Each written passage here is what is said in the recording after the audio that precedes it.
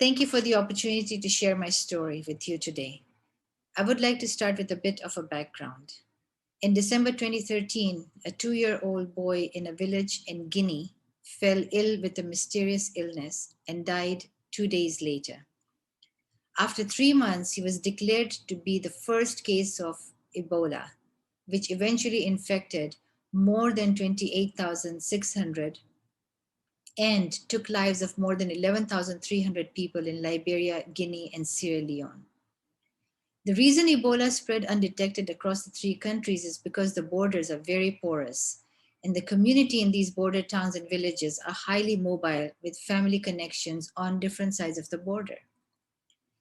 When a disaster strikes, it is human instinct to prioritize saving lives, and many other critical things like consulting and involving locals ends up quite low on the totem pole. Helping people is what we do, but in doing so, we forget sometimes to involve the community. In a disaster, the community feels panic, experiences fears, and has questions about the situation that is unfolding rapidly or which they have very little control. While the community wants us to save lives, they also have other expectations of us. First, they want to be included and be a partner in the intervention. They want to know that we are listening to them and understanding their needs and are being respectful to their culture and belief systems. Also, they need to see and hear from people they know, such as politicians, religious leaders, community leaders, or elders. When the messenger is known or trusted, the likelihood of making connection by the community is higher. That unfortunately did not happen with Ebola. Imagine people like me and our organizations who either appear during crisis or are already present in the country but are not necessarily well connected in the community are actually strangers as far as the community is concerned. Yet, when a disaster strikes, we are suddenly everywhere and telling them what to do. The relationship, trust, and communication between the community and the responders was damaged early. The reasons are varied, and some of them, in retrospect, were very easy to avoid and could have potentially saved lives. For example, when Ebola infected a family member, they often hid the relative at home or in another village, which meant that the ill person became worse and died while infecting the caregivers and others around them. So, why hide? Well, having lived with COVID for a year now, we know that human behavior is not always logical. People have fears, and being fearful hinders rational thinking. Then there's the role of social media and misinformation, as well as leaders with an agenda who stop the community from doing what is in their best interest. Let's take an example from COVID 19. We know that physical distancing and mask wearing will slow down the spread of virus and save lives. Yet, there is strong resistance to it in many places. So, an outbreak is not just a health issue, it is a cultural, social, economic, and political issue. Unfortunately, this was overlooked for many months at the beginning of Ebola. During Ebola, as the scientific community focused on the science, they missed consulting with the communities and leaders on the best solutions and approaches. And with that, trust was gone and the communication channels broken. Let me demonstrate this with a few examples. Ebola is highly infectious with an average death rate of 50%. Yet, the community was resistant to the responders trying to save lives. When I say responders, I mean healthcare workers, development workers, and people like you and me. It's not that the community did not want lives saved. It's just that we were outsiders who did not speak the language, did not understand their culture, and possibly did not pay attention to the local expertise. Here's another example. The community knew they were placing themselves at risk by touching even a droplet of sweat, blood, or saliva from someone who was infected or had died from Ebola. However, in a culture that's rich with traditions of family and neighbors taking care of each other, how do you convince them to not take care of the sick? As the level of distrust in the system was low, the community avoided bringing their sick to the hospital until the patient was gravely ill and could not be saved. So, hospitals, in fact, were places where loved ones went to die. When this happens often enough, the suspicions in the system increases and the community easily fell prey to the conspiracy theories that foreigners had deliberately introduced the virus or that local people were being killed to harvest organs or blood. Whether that's true or not, the community is not concerned about that. I would like to speak about the traditional burial practices, as an estimated 70% of new infections stemmed from them. Traditionally, a body is washed and touched before burial. Patients who died from Ebola remained highly infectious due to the discharge of bodily fluids and hence should not have been touched. Therefore, they were buried as soon as they died and often in unmarked graves by the responders.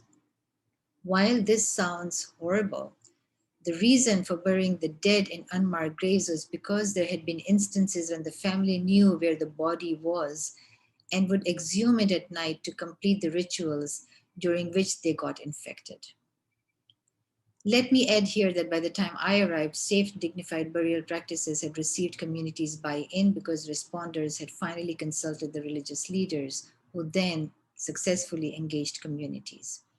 However, the lingering effects of broken trust and communication were still around when I began engaging with the communities. At that point in time, WHO was moving away from awareness and knowledge about Ebola to community engagement and ownership, where community was at the center of every intervention. As the proverb goes in Sierra Leone, when chief vex, in no for make law, which, when translated, means when the chief is angry, it is not the time to make law. I was deeply aware that my team was not in a position to dictate or engage with the communities when they held grudges and did not trust us. We needed to include those who they trusted. My first priority, naturally, then was to understand the community, learn about their culture, and listen to them talk about factors that had led to the breakdown.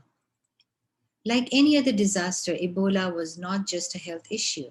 Hence, it needed a multi pronged approach.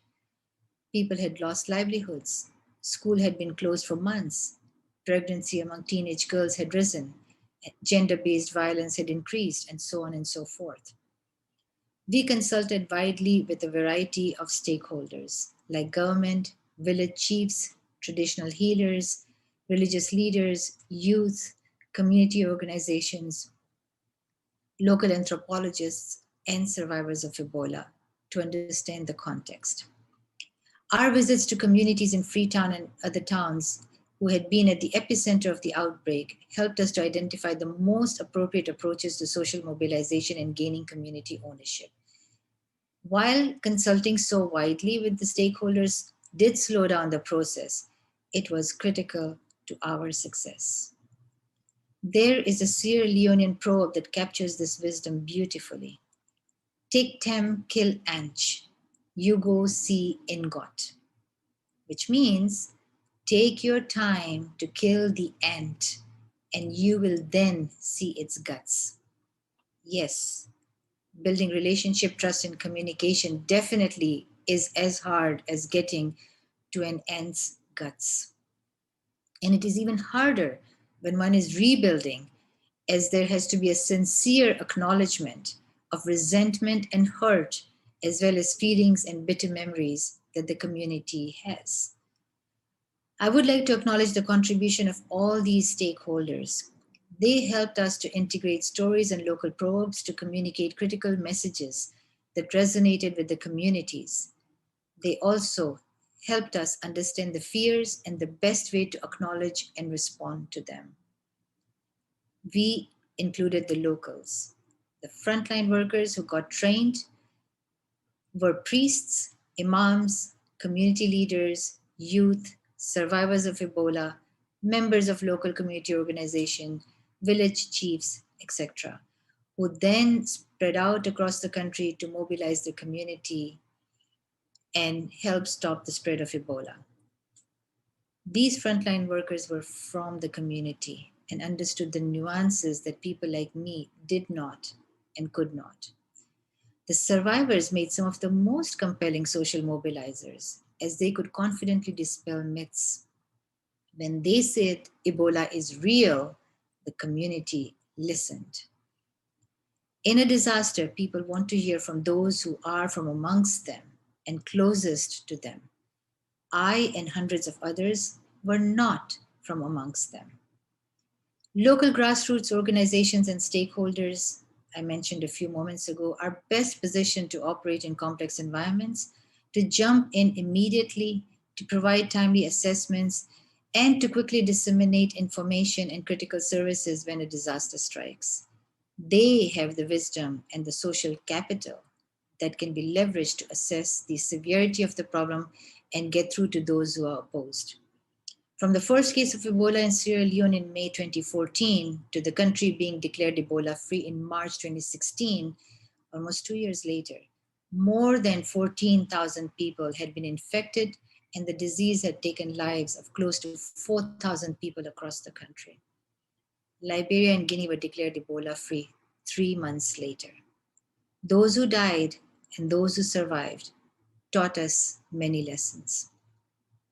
Before we act, we, the responders, must observe, learn, ask enough questions, and listen more effectively. A community's understanding of diseases and their spread is complex, context dependent, and culturally mediated. A participatory approach goes a long way to build respect, trust, and communication. The community is the expert of their situation, and we must leverage their wisdom so we can respond in the most appropriate manner. Thank you.